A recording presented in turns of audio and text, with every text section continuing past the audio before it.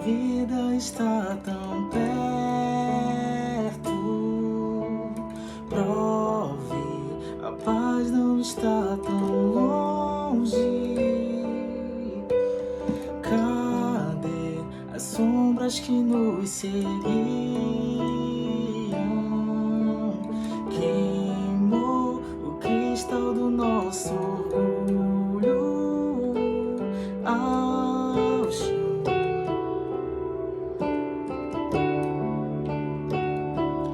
Ao chão.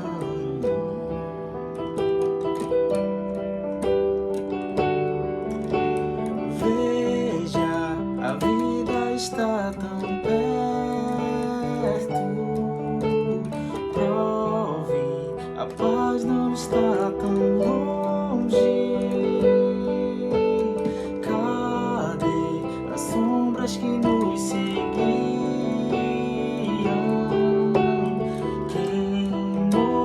Cristal do nosso orgulho. Veja os tronos de outros reis dobrados ao chão. Até o meu coração se deu. Eita, tudo se rendeu. Quem não louvará? Quem não temerá o Rei? Veja os tronos de outros reis dobrados ao chão. Até o meu coração se deu. Eita, tudo se rendeu. Quem não louvará? Quem não temerá o Rei? Importa quem cresça, maior que toda sombra que a gente projetou. Importa que ele seja o único Senhor. Importa que ele cresça, maior que toda sombra que a gente projetou. Importa que ele seja da nossa vida, ele seja o único Senhor. Veja os tronos de outros reis dobrados ao chão. Até o meu coração se deu. Eita, tudo se rendeu. Quem não louvará? Quem não temerá o Rei? Veja os tronos de outros reis dobrados ao chão. Até o meu coração se deu. Eita, tudo se rendeu. Quem não louvará? Quem não temerá o Rei?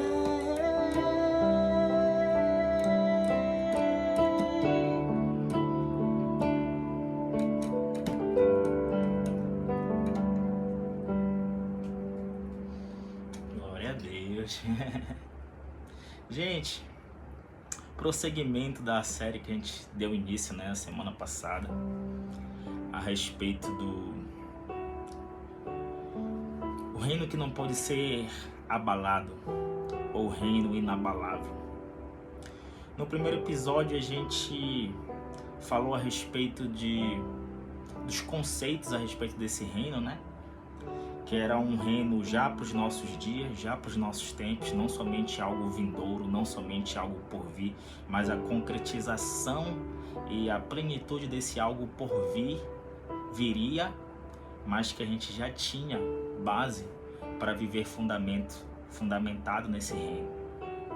A gente falou o conceito de reino, o que era um reino e que era um conceito de um reino inabalável. E hoje a ênfase que nós vamos dar é a respeito da soberania de Deus. Não tem como falar de reinado, não tem como falar de governo, não tem como falar de poder sem falar de soberania, como base, como raiz, como fundamento. Eu gosto dessa música porque ela fala a respeito disso. E quando o Marco Teles canta essa música no ao vivo, na ministração dele com o ministério lá de Florianópolis, ele começa a citar um pouco dos impérios que já aconteceram nesse mundo. E ele cita um pouco ali da profecia de Daniel, né, para Nabucodonosor. Ele fala, desde a cabeça lá da estátua, ele fala: cadê os assírios? Cadê o Império Assírio, que era imbatível? Cadê Babilônia? Cadê Nabucodonosor? Onde eles estão? Cadê o poder deles? Cadê eles sendo imbatíveis, eles sendo intocáveis? Depois é como se ele contasse, né, a descrição da estátua. Ele fala: cadê o império do Filipe, do Alexandre Magno, o Império Macedônico? Cadê Alexandre o Grande? Onde eles estão? Viraram história. Cadê o Império Romano? Hoje a gente só lê eles nos museus, nos livros. Mas a soberania de Deus, as palavras de Deus nunca passarão.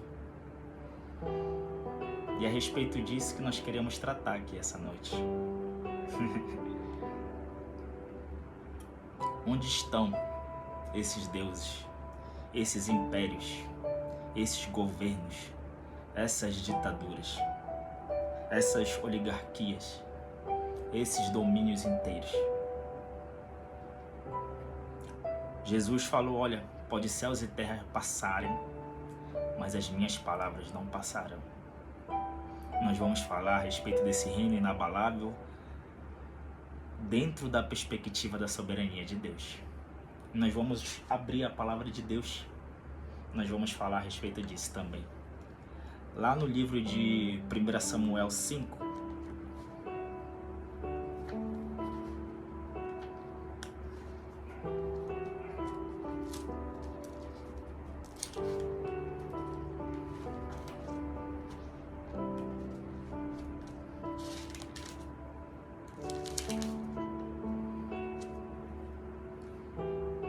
fala assim mesmo, a partir do verso 1, 1 Samuel 5. Depois que os filisteus tomaram a arca de Deus, eles a levaram de Ebenezer para Asdod. Asdod é a cidade. E a colocaram dentro do templo de Dagom. Dagom era o deus dos filisteus, ao lado da sua estátua. Quando o povo de Asdod se levantou na madrugada do dia seguinte, lá estava Dagom caído com o rosto em terra, diante da arca do Senhor. Eles levantaram Dagom e o colocaram de volta em seu lugar. Mas na manhã seguinte, quando se levantaram de madrugada, lá estava Dagom caído com o rosto em terra, diante da arca do Senhor. Sua cabeça e suas mãos tinham sido quebrados e estavam sobre a soleira. Só o seu corpo ficou no lugar.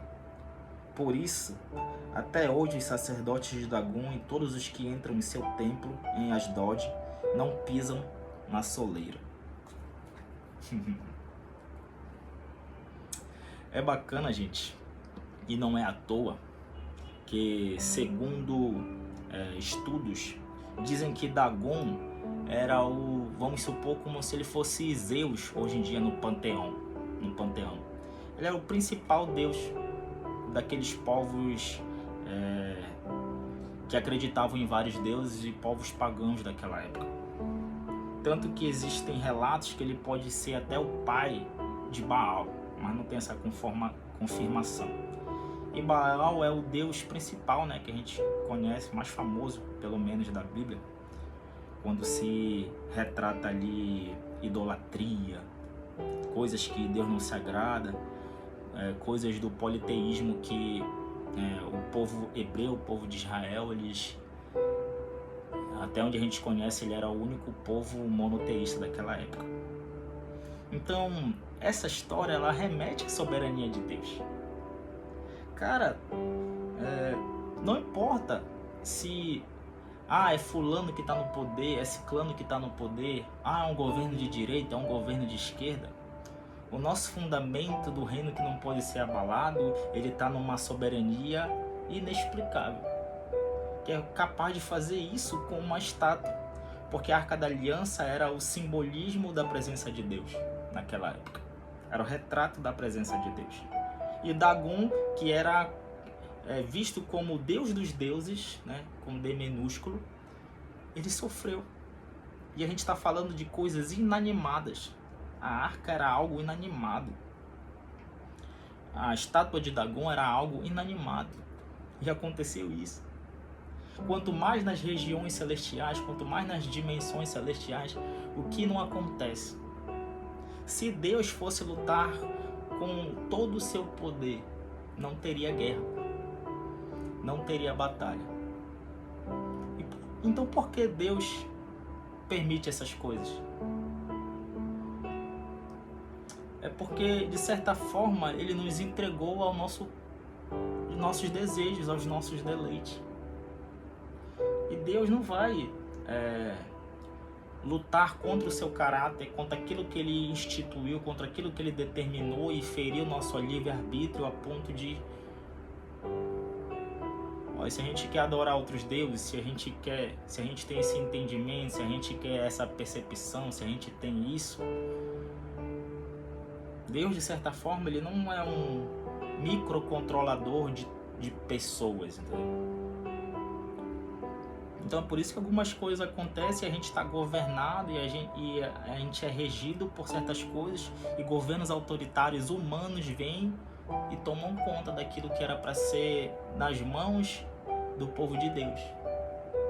É por isso que lá em Romanos a Bíblia diz que a criação, Romanos 8, a criação, e criação está dentro tudo, está dentro fauna, flora, está dentro a própria terra, a própria atmosfera, as próprias coisas ambientais, as próprias pessoas. Lá em Romanos diz que a criação geme pela manifestação dos filhos de Deus.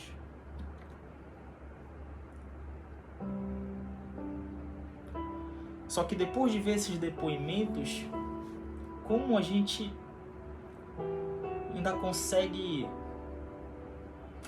achar que o nosso Deus ele não está no controle de todas as coisas? Que um Deus que é capaz de fazer isso com uma estátua? Depois a gente vai ver que o povo de Israel ele perde essa batalha. Mas por quê? Porque ele estava usando a Arca da Aliança como um amuleto. E Deus não gosta disso. Deus é um Deus de relacionamento, não um Deus de barganha. Então eles perdem essa batalha e o povo dos filisteus levam a Arca da Aliança para as suas cidades, mais especificamente para Asdod. Só que acontece isso que aconteceu. E eles vão passando a Arca da Aliança de cidade em cidade porque Deus começa a atingir eles com tumores, com pragas. Eles não sabem o que fazer com a arca. Então o reino que não pode ser abalado, ele passa por essa consciência de que Deus é todo poderoso. De que Deus nunca perdeu uma só batalha. E todas as vezes que aparentemente o povo de Deus perde uma batalha, é porque de alguma forma eles trocaram Deus por alguma coisa. Ou pela sua própria autojustiça, ou por idolatria, ou por miscigenação de entendimentos, mistura de adoração, algum tipo de coisas semelhantes. Mas Deus mesmo nunca perdeu uma só batalha. E Ele quer colocar esse fundamento na nossa consciência. Para a gente viver num reino que não pode ser abalado, a gente deve partir deste princípio. Como diz lá em Isaías 46:10, já falei várias vezes aqui, que Deus conhece o fim desde o começo. Se Ele conhece o fim desde o começo, nós temos que confiar nesse Deus. E que Ele nunca perdeu uma só batalha, e que os reinos vão passar, os céus vão passar, o governo tal vai passar, o sistema tal, mas o problema é o capitalismo, mas o problema é o comunismo, mas o problema é o universalismo, o problema é qualquer coisa, globalismo. Isso vai passar. E nós vamos passar no meio deles, com Deus Todo-Poderoso, Rei dos Reis, definitivamente. E para finalizar, eu gosto de 2 exemplos que retratam a soberania de Deus. E eles estão contados nos livros de história pra gente. Um fala a respeito de quando Jesus estava voltando do Monte das Oliveiras com seus discípulos, e os seus discípulos param ele e dizem assim mesmo: Mestre, olha o templo, olha como ele é sinuoso, olha como ele é majestoso, olha como ele é grande, olha como ele é pleno. E Jesus olha para aquelas pedras incríveis, gigantescas, aquela obra arquitetônica magnífica de Salomão, depois reformada por Herodes. E ele fala: olha, não ficará pedra sobre pedra que não seja derrubada. Nada que vocês estão vendo aí é inabalável. Pelo contrário, é falível, é restrito, é limitado. E esse era conhecido como Jesus de Nazaré. Porventura poderia vir alguma coisa boa de Nazaré? Como disse Tomé. É Tomé ou Natanael? Um deles. Esse era o carpinteiro. Fez essa proclamação. Imagine como foi escandaloso para os discípulos ouvirem aquilo. Até eles que acreditavam em Jesus como Messias naquela época. Ouvir que o templo poderia ser destruído como uma linguagem profética. Só que vamos partir do princípio que Jesus morreu no ano 33 da sua época. No ano 70, essa profecia se cumpriu. Basicamente ali, algumas décadas depois do que Cristo tinha dito. E na época, quem estava ali dirigindo para que as legiões cretenses destruíssem Israel era o general Tito. Isso vocês podem ler na internet, na história. E o imperador da época era Vespasiano. Só que Vespasiano morre e Tito, que era general, passa a ser general / imperador, passa a ser imperador de Roma. E ele fala para os soldados romanos: olha, acabem com o motim, destrua o povo, mas não destrua o templo.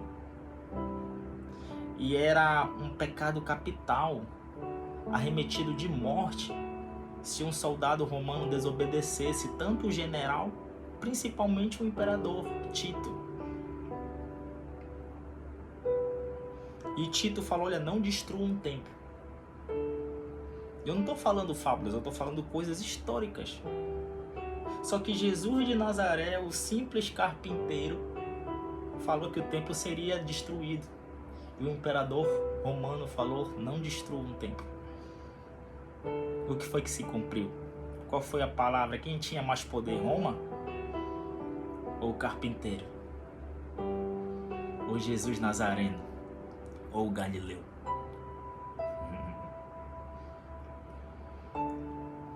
Tito tinha falado: não destrua um templo, mas os homens, como eles são luxuosos, como eles são gananciosos, quando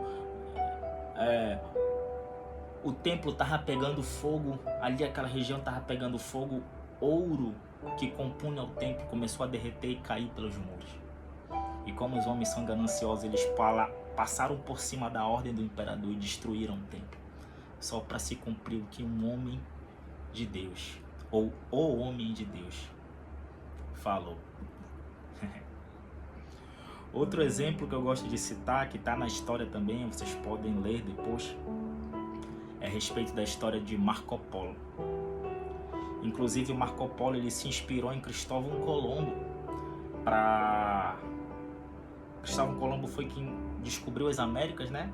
E ele se inspirou na história de Cristóvão Colombo para fazer as suas viagens. Marco Polo era um viajante lá da Itália. Ele era uma família rica de mercadorias, de especiarias. Ele começou a viajar pelo mundo para conhecer e começou a relatar nos seus livros. E uma vez ele passou pelo que hoje a gente conhece como Palestina, né? Que é ali o território composto por Irã, Iraque, Israel e tudo mais. E na época, Israel já tinha sido devastada, porque Marco Polo ali é do ano de 1200 e pouco até quase 1300. Naquela época, Israel tinha sido devastada, porque Israel teve esse primeiro ataque no ano 70. Depois, no ano 132, o imperador Adriano devastou completamente a cidade, onde aconteceu a primeira diáspora, né, definitiva, em que o povo se espalhou para todo o mundo. Porque teve um rebelde israelita que se intitulou como Messias, Bar-Koba, e ele estava fazendo muito motim lá. O imperador Adriano veio no ano 132, no ano 183 depois de Cristo, e acabou com tudo definitivamente, e não ficou ninguém lá. Tanto que ele mudou depois o nome para Filistina, né? Que depois ocorreu a semântica de hoje a gente conhece como Palestina, justamente para tirar essa identidade do povo de Israel e não ser reconhecido. Então, voltando para a história de Marco Polo, esse viajante italiano, ele passou nesse período lá e ele falou: aqui, isso a gente pode ler nos livros das viagens de Marco Polo, aqui que é Israel, aquele lugar sinuoso que a gente conhece, que foi reinado por Davi, por Salomão, que a gente conhece na história, não pode, é impossível. Só que a gente vai para a palavra soberana de Deus. Lá em Amós, capítulo 9, verso 14 e 15, diz que um dia Deus traria o povo de Israel de novo para o seu território. E quando Deus reunisse de novo, nessa época eles nunca mais seriam dispersos definitivamente. E eles voltariam a ser como uma nação novamente. E a gente sabe que no ano de no ano 48 da nossa época, que 1948, Israel voltou a ser considerada como uma nação. Depois de todo esse tempo. E hoje a gente conhece Israel como uma nação, a única nação democrática do Oriente Médio. Mas, resumindo, esse historiador, esse viajante, esse homem poderoso, viu Israel, ou o que era o território de Israel naquela época. Ele falou: impossível o povo de Israel voltar para cá, impossível esse povo voltar a ser uma nação de destaque como era na época bíblica. Estou só parafraseando o que Marco Polo disse, né? Só que a palavra de Deus, quando Deus fala, se cumpre, não importa o tempo que demora. Esse é o poder do nosso Deus. Enquanto um homem poderoso, que tinha o conhecimento, que tinha a tecnologia da época, um dos mais poderosos, de família rica, influente, falou não. Só que a gente lembra que estava escrito na palavra de Deus: quando eu trouxer novamente o povo de Israel, eles voltarão a ser uma nação de destaque, poderosa. E tá aí os Nobéis que uma nação tão pequena, per capita, como Israel tem em todas as áreas da ciência e da tecnologia. Só mais um exemplo para a gente saber nas mãos de quem nós estamos, ou cercado pelos muros do reino de quem nós estamos. É esse Deus que faz se cumprir essas palavras. Só para finalizar, a gente não pode esquecer.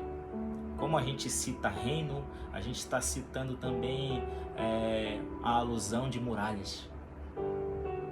E a Bíblia diz que Deus está ao nosso redor. O inimigo está ao nosso derredor. Ou seja, para o inimigo nos atingir, ele teria que passar por Deus. E a gente sabe que essa batalha não existe. Se a gente souber que a gente está cercado por Ele, como diz o Salmo 91, que a gente está debaixo das suas asas nós estaremos seguros. Não tem como. O problema é que a gente dá muita ênfase para o inimigo que está ao nosso derredor, só que a gente esquece quem está ao nosso redor. Ao nosso redor está mais próximo. Como diz o servo para o profeta Elias, que estava cercado pelos inimigos, e o profeta Elias fala: Senhor, tire as escamas dos seus olhos para que ele possa ver dimensões sobrenaturais. Aí depois o servo vê que maior é o que estava em nós do que estava no mundo. E os anjos que nos protegem, que nos cercam, feriram com cegueira aquele povo inimigo que estava tentando atacar o profeta Elias. E mais uma vez o povo de Deus saiu com a vitória. Então tiramos os nossos olhos daquilo que está ao nosso derredor. Porque a Bíblia diz que o diabo é como o leão que ruge. E se a gente for estudar a biologia animal, a gente sabe que quando o leão vai atacar na savana, no seu habitat natural, ele não ruge. Pelo contrário, ele caminha como uma pluma até atacar a sua presa. Ou seja, se o diabo estiver gritando muito, rugindo muito, é porque ele está gritando lá de fora, tentando assustar a gente. Mas ele não está ao nosso redor, ele está ao nosso derredor. Ele só tem acesso a gente se a gente sair dos muros do reino que não pode ser abalado. Nunca esqueça disso. Ao nosso derredor não é ao nosso redor. E quando a gente está cercado, a gente se torna muito poderoso por causa de Cristo, pois maior é o que está em nós do que o que está no mundo. Deus abençoe e fique com essa mensagem. Espero que faça significado e sentido para a sua vida. Recebe cada história, cada conceito que foi determinado aqui para você e para sua vida. Até o próximo episódio. Tamo junto.